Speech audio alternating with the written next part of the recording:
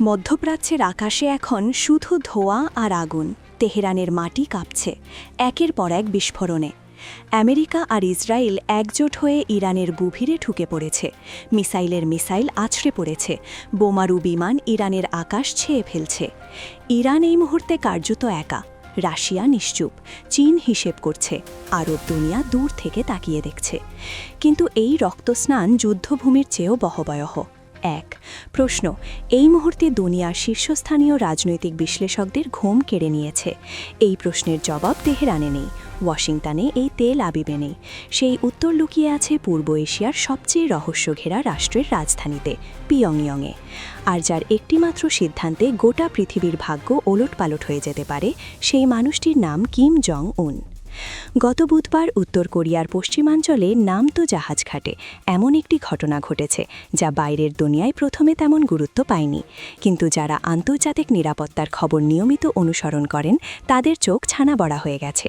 পিয়ংইয়ং তাদের নিজস্ব কৌশলে তৈরি ৫,০০০ টন ধারণ ক্ষমতার একটি ভয়ঙ্কর যুদ্ধজাহাজ প্রকাশ্যে এনেছে, যার নাম দেওয়া হয়েছে জকন ক্লাস।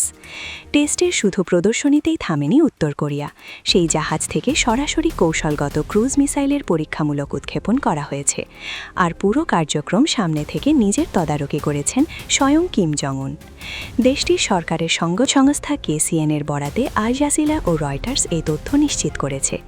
কেসিএনে জানিয়েছে, মঙ্গলবার ও বুধবার ২ দিনের সফরে কিম জং উন নামতো জাহাজঘাটে যখন বিষয়টি সচক্ষে পরিদর্শন করেন, জাহাজটি থেকে শিপ টু সারফেস মিসাইল উৎক্ষেপণের পুরো প্রক্রিয়া তিনি নিজে পর্যবেক্ষণ করেন। এই পরীক্ষাকে তিনি নতুন যুদ্ধজাহাজের সক্ষমতার মূল উপাদান হিসেবে মূল্যায়ন করেছেন। শুধু তাই নয়, কিম জং উন এই রেস্তোরাঁকে উত্তর কোরিয়ার সামুদ্রিক প্রতিরক্ষায় নতুন প্রতীক হিসেবে চিহ্নিত করে একই মানের বা তার চেয়ে উন্নত আরও যুদ্ধজাহাজ নির্মাণের সরাসরি নির্দেশ দিয়েছেন। সবচেয়ে শিউরে ওঠার মতো তথ্যটি হল কি এই সফরে তারা নৌবাহিনীকে পারমাণবিক অস্ত্র বহনের সক্ষমতা অর্জনের পরামর্শ দিয়েছেন। তিনি বলেছেন, পানির উপরে এবং নিচ থেকে আক্রমণের সক্ষমতা অর্জনে নৌবাহিনীর সন্তোষজনক অগ্রগতি দেখাচ্ছে। এখন প্রশ্ন হল, ইরান ইসরায়েল যুদ্ধের এই তীব্র মুহূর্তে কিম জং উন ঠিক কোন মিসাইল পরীক্ষা চালালেন? সময়টাকে কাকতালীয়, নাকি এর পেছনে সুনিশ্চিত কোনো কৌশল কাজ করছে? ফিরে তাকানো যাক একটু পেছনে। গত ২৮শে ফেব্রুয়ারি ইরানের পারমাণবিক কর্মসূচি নিয়ে পরোক্ষ আলোচনা চলাকালীনই ইসরায়েল ও যুক্তরাষ্ট্র ইরানের সামরিক অভিযান শুরু করে। চীন, রাশিয়া সহ বিশ্বের অনেক দেশেই আগ্রাসনের নিন্দা জানায়। উত্তর কোরিয়াও পিছিয়ে থাকেনি। পিয়ংইয়ং সরাসরি বিবৃতি দিয়ে জানায়, মার্কিন ইসরায়েলি আগ্রাসন যুদ্ধ কোনো অবস্থাতেই গ্রহণ নয়। কিম জং উন নিজে ইরানের উপরে হামলাকে জাতীয় সার্বভৌমত্বের চরম লঙ্ঘন বলে বার্তা দিয়েছিলেন ইসরায়েলকে। তিনি প্রকাশ্যে ক্যান্সার ও সন্ত্রাসী বলে অভিহিত করেছেন, কোনো রাগঢাক ছাড়াই। এই জায়গাটাতেই আসল আতঙ্কের বীজ লুকিয়ে আছে। ভাবুন একবার, যে পারমাণবিক বোমার আশঙ্কায় আমেরিকা ইরানের ভিতর ঢুকে মিসাইল বর্ষণ করছে, যে পারমাণবিক কর্মসূচির ভয়ে নেতানিয়াহু যুদ্ধবিমান ইরানের আকাশে বোমা ফেলছে, সেই পারমাণবিক বোমা কিম জং উনের হাতে এই মুহূর্তে ৫০টিরও বেশি মজুদ রয়েছে। শুধু মোডি নয়, প্রতি বছর আরও ৬ থেকে ১২টি নতুন পারমাণবিক বোমা তৈরির সক্ষমতাও তার কারা। এ তো তার আন্তঃমহাদেশীয় ক্ষেপণাস্ত্র সরাসরি আমেরিকার মূল ভূখণ্ডে আঘাত হানতে সক্ষম। ইসরায়েলকে মানচিত্র থেকে মুছে দেওয়ার ক্ষমতাও তার হাতে আছে। আর সবচেয়ে ভয়ঙ্কর তথ্যটি হল, ইরানকে পারমাণবিক শক্তিধর রাষ্ট্র বানানোর পেছনে কিম জং উনের সরাসরি হাত আছে বলে বহু আন্তর্জাতিক গোয়েন্দা সংস্থা দীর্ঘদিন ধরে দাবি করে আসছে।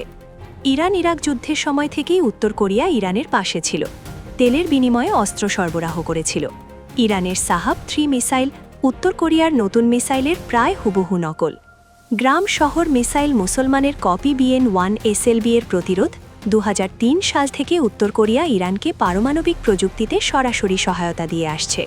২০১২ সালে দুই দেশের মধ্যে প্রযুক্তিগত সহযোগিতার আনুষ্ঠানিক চুক্তিও স্বাক্ষরিত হয়।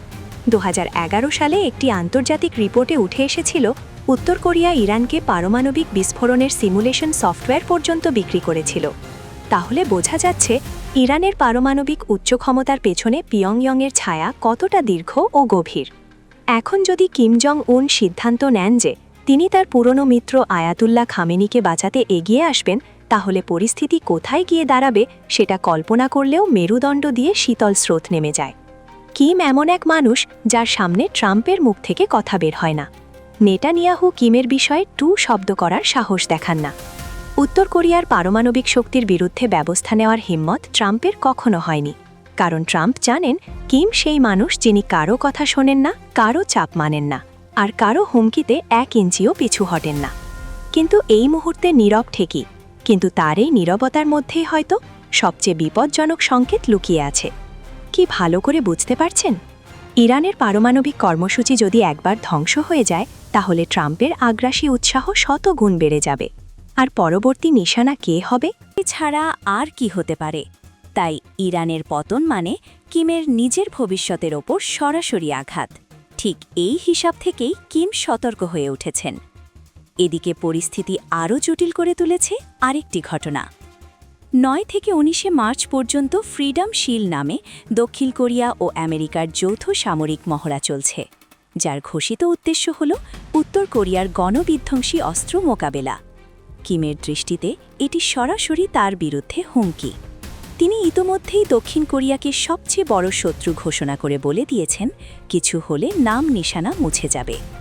পারমাণবিক কর্মসূচি আরও জোরদার করার ঘোষণা দিয়ে বলেছেন, আমেরিকা যদি উত্তর কোরিয়ার বর্তমান পারমাণবিক মর্যাদা মেনে না নেয়, শত্রুতামূলক নীতি থেকে সরে না আসে, তাহলে কোনো সম্পর্ক উন্নয়নের সম্ভাবনা নেই।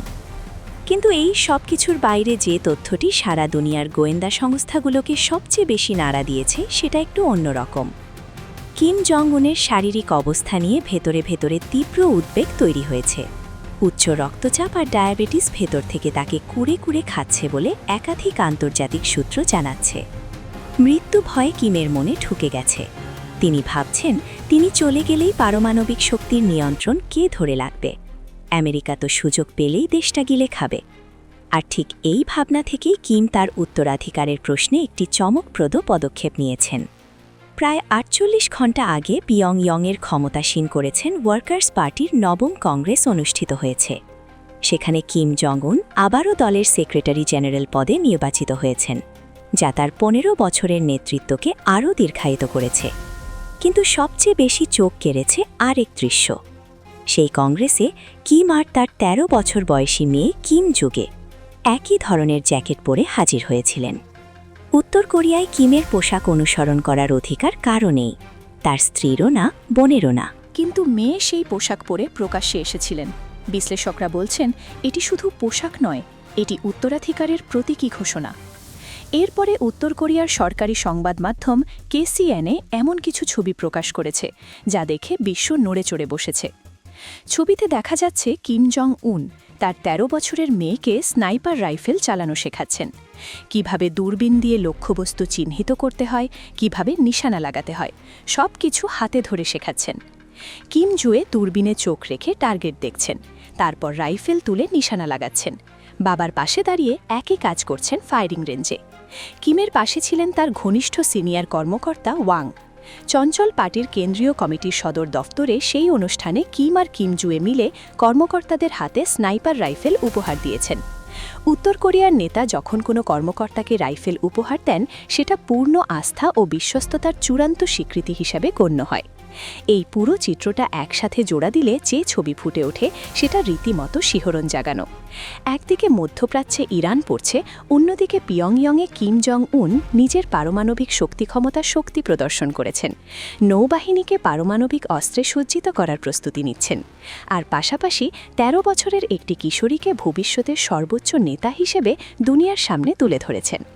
পৃথিবীর অধিকাংশ দেশে 18 বছরের আগে কারো হাতে সাধারণ অস্ত্র দেওয়ায় আইনসঙ্গত নয়, অথচ কিম পুরোদমে প্রস্তুতি নিচ্ছেন 50টি পারমাণবিক বোমার নিয়ন্ত্রণ নিজের মেয়ের হাতে তুলে দেয়।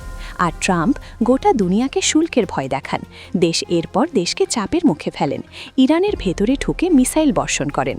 কিন্তু কিম জং উনের মুখোমুখি দাঁড়াতে তার বুকের পাটা নেই, কারণ তিনি জানেন কিম সেই মানুষ যিনি ভয় পান না, কারো সামনে মাথা নোয়ান না, আর হুমকিতে কখনো দমে যান না। কিম আগেই সতর্কবাণী দিয়ে রেখেছেন, তিনি ইরান নন। তার দেশে নিরাপত্তায় কোনো হুমকি এলে, পারমাণবিক কর্মসূচিতে বিপদ দেখা দিলে দক্ষিণ কোরিয়াকে সম্পূর্ণ মুছে ফেলার এবং তাদের মিত্রদের শিক্ষা দেওয়ার সক্ষমতা তার পূর্ণ মাত্রায় আছে। আর এখন সেই শেষ প্রশ্নটাই ঘুরে ফিরে আসছে, যেটা সবচেয়ে ভয়ঙ্কর, সবচেয়ে রোমহর্ষক।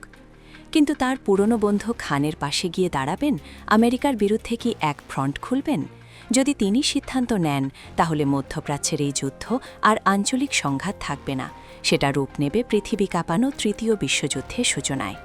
আর সেই যুদ্ধে কে জিতবে কে হারবে সেটা কেউ জানে না, শুধু এটুকু নিশ্চিত, হারবেন মানব সভ্যতা। পিয়ংইয়ংয়ের এই রহস্যময় নীরবতা ভাঙার অপেক্ষায় এখন গোটা পৃথিবী শ্বাস চেপে বসে আছে।